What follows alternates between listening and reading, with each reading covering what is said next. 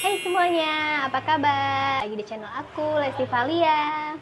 Semoga kabar teman-teman semua sehat-sehat terus ya. Buat teman-teman yang selalu nonton video aku, dan selamat datang buat teman-teman yang baru bergabung. Terima kasih udah klik tombol subscribe-nya. Aku ngejanjiin kalian untuk ngebahas tentang gimana mulai buka resto ini. Dan hari ini aku akan buat video ngebahas tentang itu ya. Ini aku sambil minum ya teman-teman ya. Ini ada ais jeruk. Nah, teman-teman, kalian udah pada sarapan belum? Semoga udah pada sarapan ya. Segar.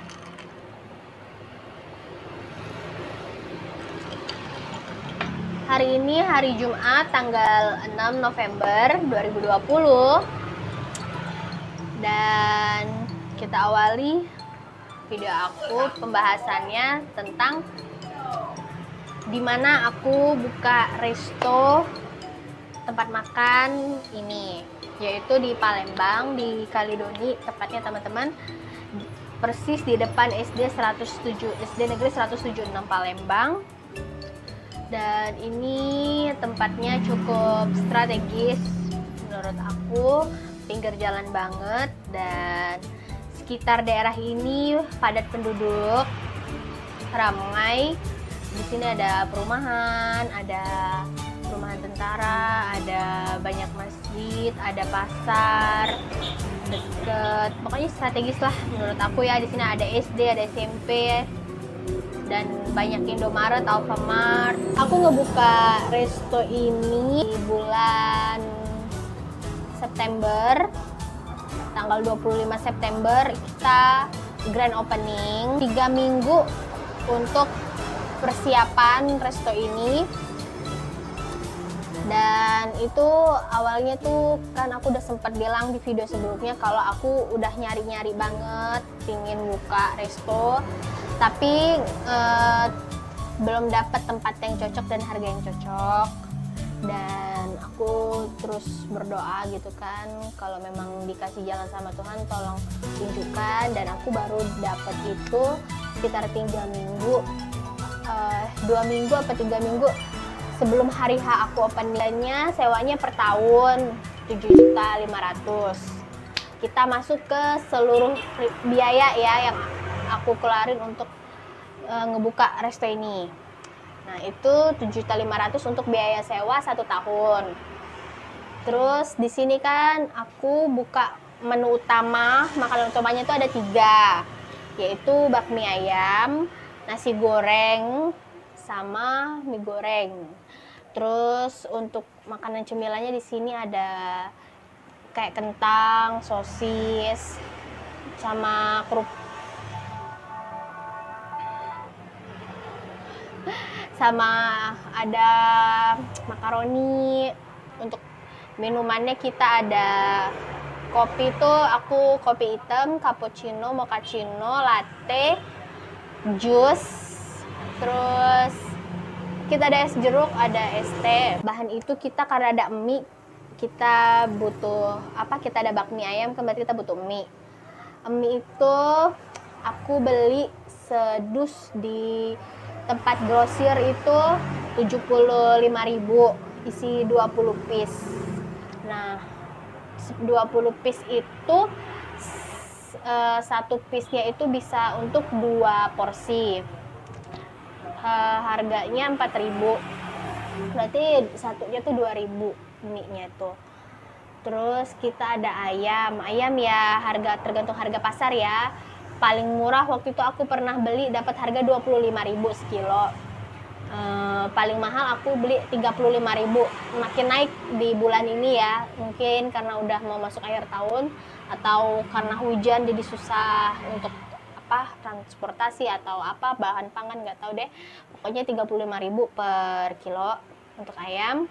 Untuk sayur sawinya itu di masakan bakmi sama di nasi goreng mie goreng itu, dia itu per ikat waktu itu paling murah aku sempat dapat 2,5.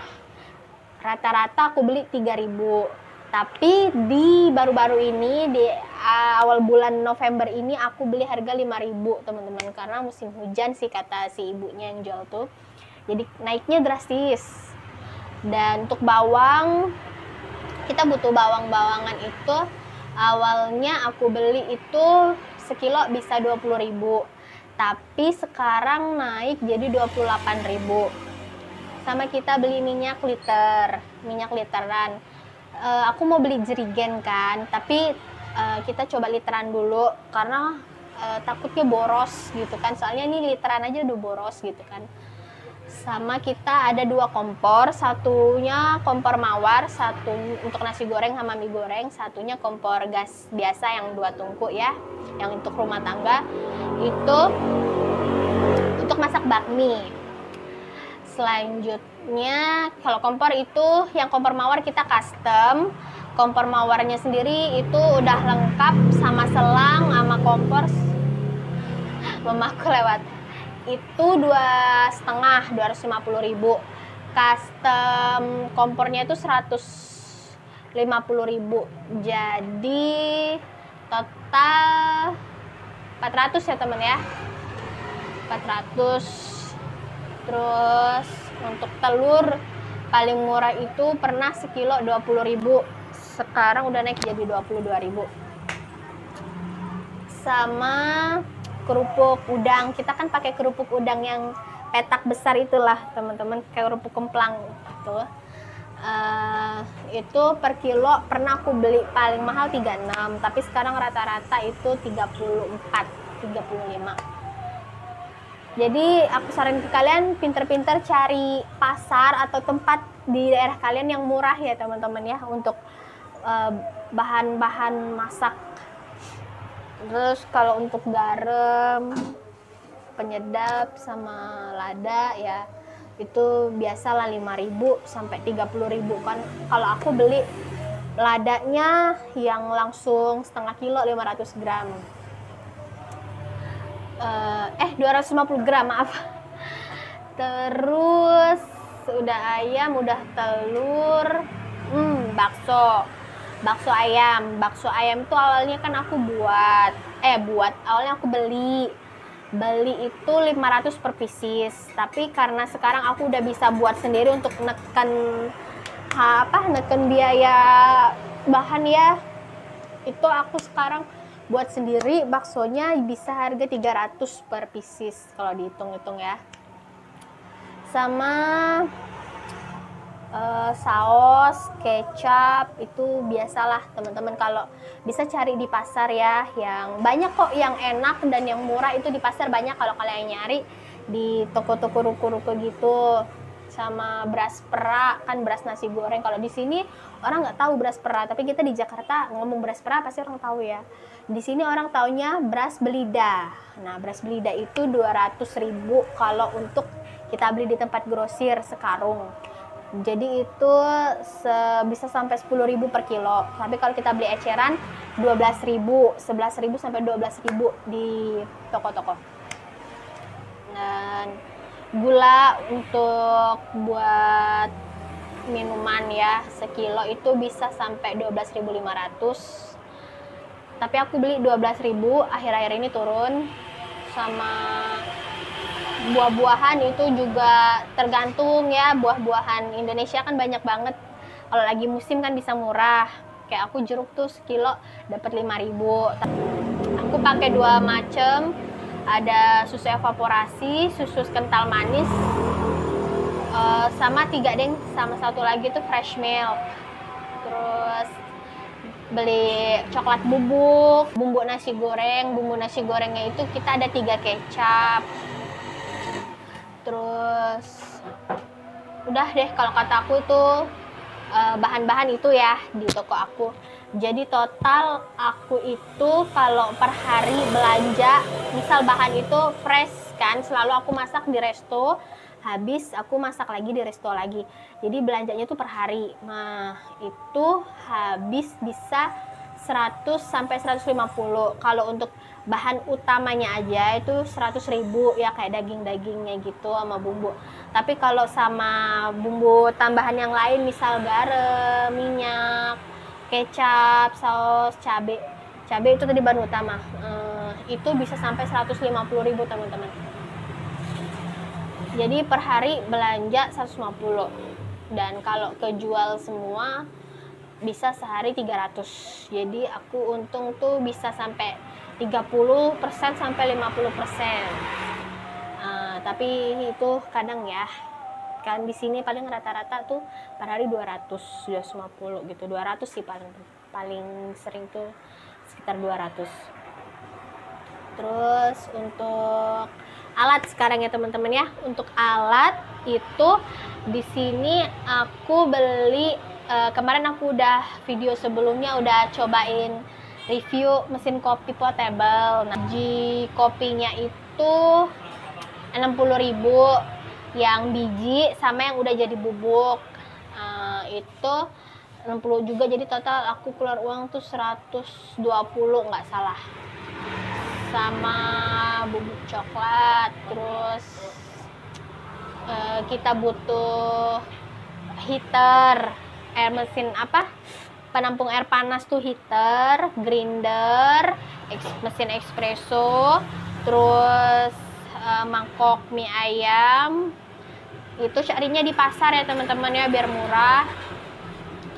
Terus termos untuk es batu, galon, keranjang, wadah-wadah itu kita butuh.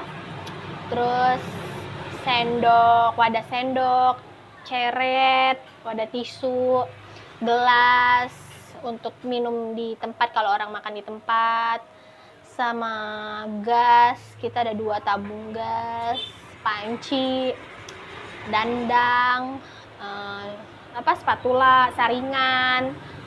Itu untuk alat-alat di toko ini. Sama magicom, tan, pipet ya, sama plastik kalau take away, styrofoam take away.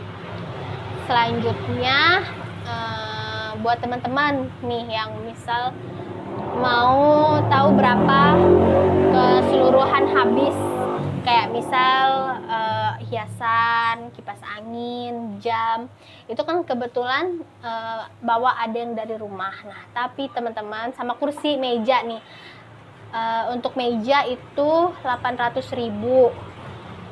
Terus itu pun karena tetangga di rumah ada panglong kan, tetangga baik, deket, jadi didiskon. Tapi kalau nggak didiskon tuh bisa 1,5, nggak salah kita custom sama kayunya, tapi didiskon banget sampai 800.000.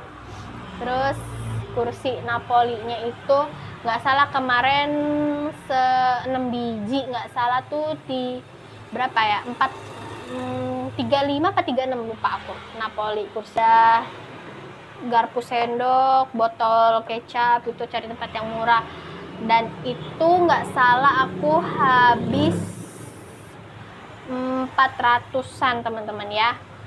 Nah, kebetulan itu di tempat yang murah.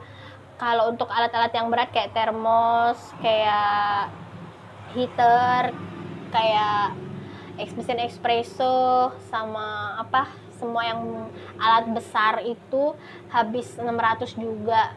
Berarti udah 1 juta sama yang lain-lain semua. Anggap aja 1 juta, 2 juta. Jadi tadi 7.500.000 tambah 2 juta 9.500.000.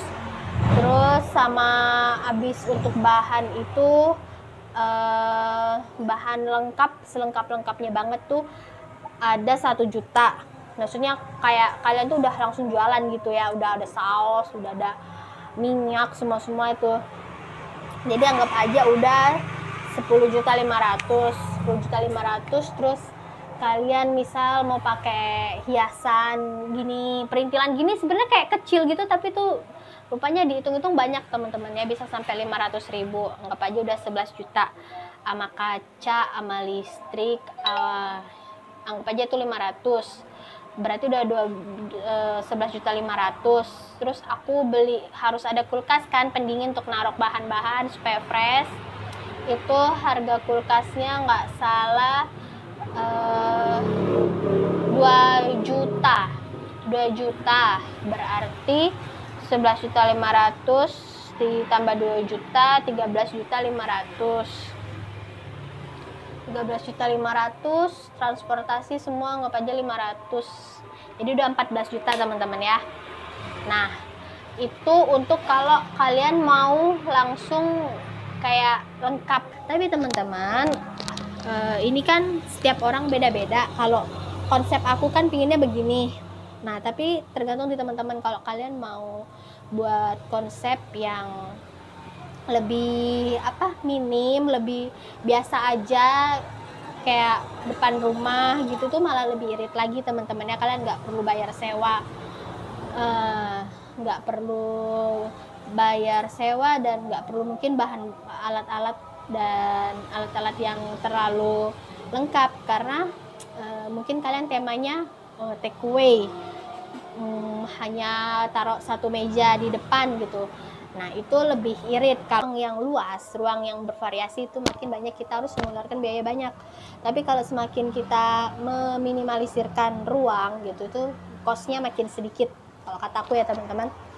Jadi kalau misal kalian hanya butuh kompor, kalian ada kompor di rumah, buka depan rumah nih ya misal temanya. Berarti ya kompor nggak perlu custom kayak aku yang harus kompor mawar gitu, nggak usah. Udah lewat harga 500. Terus kalian bahan-bahan udah dapet nih yang murah deket rumah kalian ya, anggap aja 1 juta deh lengkap. Berarti kalian keluar pertama 1 juta nih untuk bahan-bahan. Yang kedua, kalian pingin jus, kalian punya blender sendiri, berarti kalian gratis. Kalian pingin es batu sama pendingin, kalian udah ada dari rumah sendiri, kulkas kalian, berarti kalian nggak perlu keluar uang. Anggap aja 3 juta, berarti nggak keluar tuh uang 3 juta, baru 1 juta yang tadi kan bahan. Terus kalian pingin kopi, berarti kalian pingin ala-ala kafe, bisa. Misal di rumah kalian ada meja, bukan meja, ada halaman yang kayak garasi yang luas gitu, bisa mungkin kan orang nongkrong, berarti kalian hanya butuh meja. Mungkin kalian bisa pakai meja di rumah, atau kalian beli meja plastik kecil-kecil hanya untuk duduk ngopi-ngopi gitu kan murah tuh. Anggap aja kalian beli 2 meja, berapa kursi, anggap aja kalian 1 juta deh, udah keluar uang 2 juta. Terus untuk mesin espresso tadi kan 500, 2.500.000, sama perintilan gelas apa itu anggap aja 1 juta, berarti 3.500.000 sama listrik, instalasi semua anggap aja kopi, gula, terus cemilan, makanan sama alat-alat anggap aja 1.500.000. Jadi kalian bisa keluar uang tuh untuk ngebuka resto di rumah kalian sendiri tuh 5 juta. Tapi kalian bisa simpenan gitu ya, kalau ada kebutuhan mendadak tuh anggap aja di kantong kalian 1 juta, berarti 6 juta. Berarti udah setengah dari yang versi aku kan, lebih irit berarti. Terus saran aku, kalau kalian mau buka di resto gitu bagus banget, karena selain ada kegiatan pemasukan uang tambahan ya, kalian yang kerja ataupun yang lagi nunggu kerja kayak aku, kalau yang kerja kan bisa berarti pulang dari kerja kalian buka. Terus misal kalian buka hanya sore aja nggak apa-apa, karena nih pengalaman aku ya, tempat aku ini ramenya pas orang pulang kerja, mulai dari jam 5 ke bawah ke malam, karena mereka lapar, yang kerja tuh pengen cari makan. Nah itu jadi ini buat kalian itu tuh waktu buat kalian untuk bisa dapat tambahan gitu kan, daripada kita biasa beli ngeluarin uang, kenapa kita nggak coba untuk buatnya gitu. Selain kita dapat tambahan, kita juga ada tambahan sedikit, terus kita juga bisa kayak mulai coba-coba bisnis gitu kan teman-teman ya. Itu kalau kata aku, saran buat aku, dari kecil-kecil aja nggak apa-apa, dan simple-simple aja nggak apa-apa. Kalau nggak bisa makan di tempat tapi take away itu ya juga nggak apa-apa. Kalau memang di tempat kalian itu pasarnya bagus tuh maksudnya kalian itu mau buka usaha, mau jualan itu tujuan nuju untuk siapa gitu loh. Misal Kalau tempat aku ini kan anak-anak, ibu-ibu yang jemput anak-anaknya karena depan ada sekolah kan, sama karyawan-karyawan yang lewat kan, berarti kan 3 pasar aku. Kalau tempat kalian tuh misal tempat kalian itu tuh perkantoran gitu kan, berarti karyawan kantor pasar kalian itu yang kalian tuju tuh untuk karyawan kantor beli ke tempat kalian. Terus teman-teman, untuk aku saranin, orang itu kan pengen makan yang enak sama yang lumayan lah porsinya kan, berarti usahain makanan kalian itu, masakannya itu jangan pelit bumbu. Walaupun kalian nggak bisa masak, sekarang itu kan banyak bumbu jadi ya kalau kata aku, dan itu udah enak banget. Nah itu saran aku teman-teman, jadi jangan pelit bumbu kalau masak, usahain enak. Jadi walaupun di perut customer pelanggan itu kenyang, tapi pas nggak sampai puas banget gitu, tapi rasa tetap enak. Nah itu biasanya orang bakal datang terus. Kayak di sini kan orang tuh datang terus karena mereka bilang cocok di lidah mereka. Nah itu, jadi pertama kalian kalau mau buka usaha itu lihat pasar kalian siapa, yang kalian tuju siapa, lokasinya strategis, dan hitung banget bahan-bahan alat-alatnya, dan sisain uang untuk siapa tahu ada keperluan mendadak gitu teman-teman. Dan untuk omset teman-teman, kemarin itu aku sebulan itu udah dapet 4 juta, dan itu aku untung bersih di aku ya, udah aku nggak beli bahan-bahan lagi, tuh aku dapet 1,4 nggak salah, jadi 30%-nya lah ya teman-teman di aku. Dan itu kalau kalian sendiri megang.